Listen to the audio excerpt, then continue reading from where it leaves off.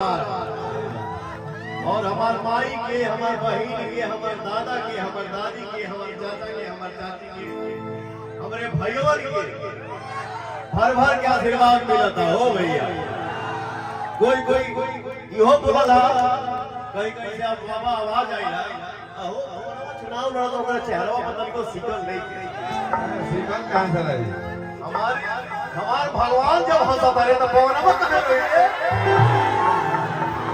मैं खुश हूँ हम हूँ नमः पार्वती पतये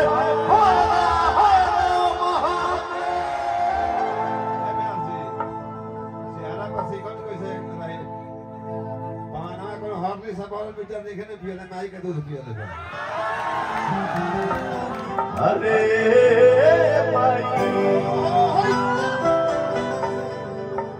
ये बाबा का गाना इसको एक टुकड़ा उतरा आप पूरा करिएगा। हेलो सुनाइए मोहन जी सुनाइए। अरे माई ये माई महिमा तुहारी अपना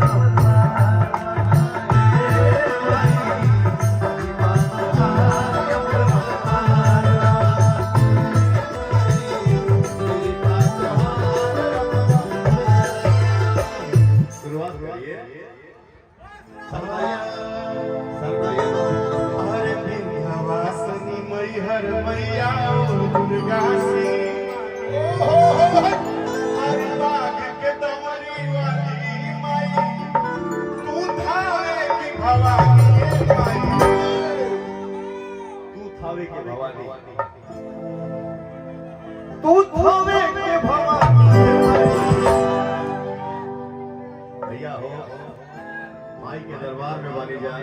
एक चीज हमेशा सबको ध्यान में रखना चाहिए कि अनुशासन ही देश को महान बनाता है। हमारे भाई बहन बैठल बाड़ी जा, हमारे नौजवान भाई खड़े हैं, एक बार सबको इतनी हाथ उठा देवे।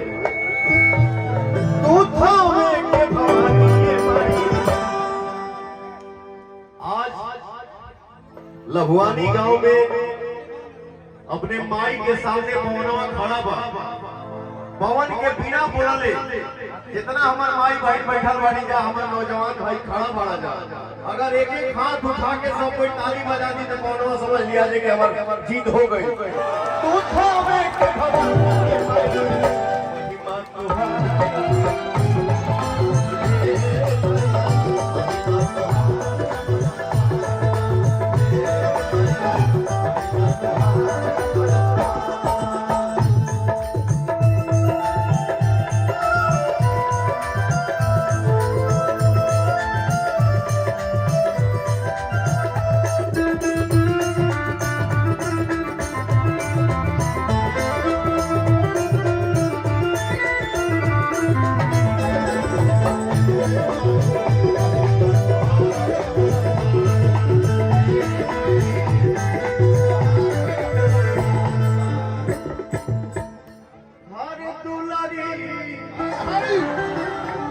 बड़ी दुलारी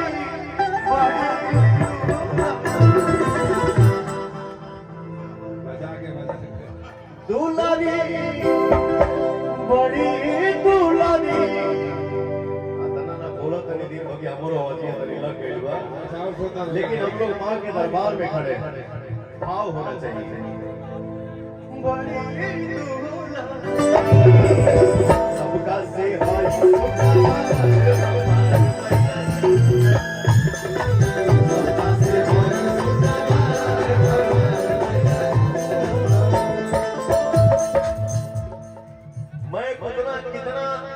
खुश नसीब हूँ, कितना सौभाग्यशाली हूँ।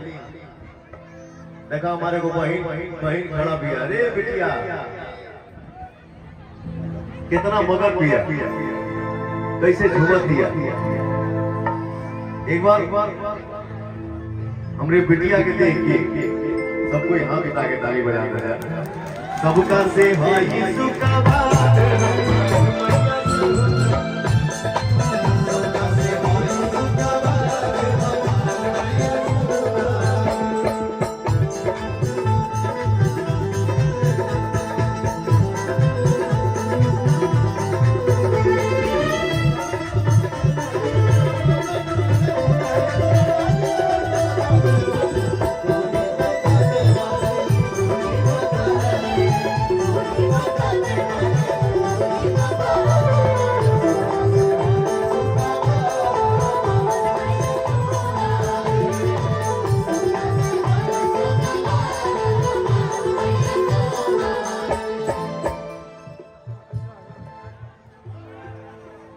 की ओरिया